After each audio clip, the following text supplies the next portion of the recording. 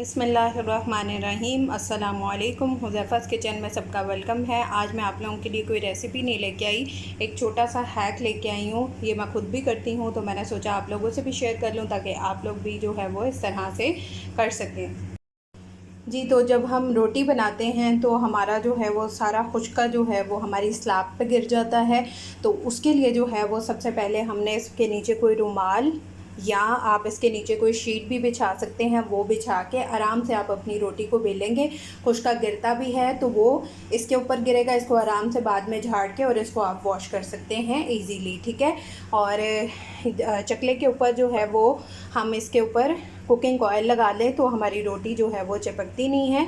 तो इस तरह से अगर आप रोटी रेडी करते हैं तो वो बिल्कुल भी नीचे मैस नहीं होगा, स्लैब भी आपकी नीट रहेगी। और ये हैक मैंने कहा आप लोगों से शेयर कर लूँ छोटा सा, तो अपना फीडबैक लाजमी दीजिएगा। इसी तरह छोटे मोटे हैक्स और रेसिपीज़ जो मैं वीडियो लाती रहूँगी, आप लोग अपना इसी तरह प्यार देते रहिएगा। जज़ाकल्लाह खैर। अल्लाह हाफ़िज़, फ़ी इमानिल्लाह।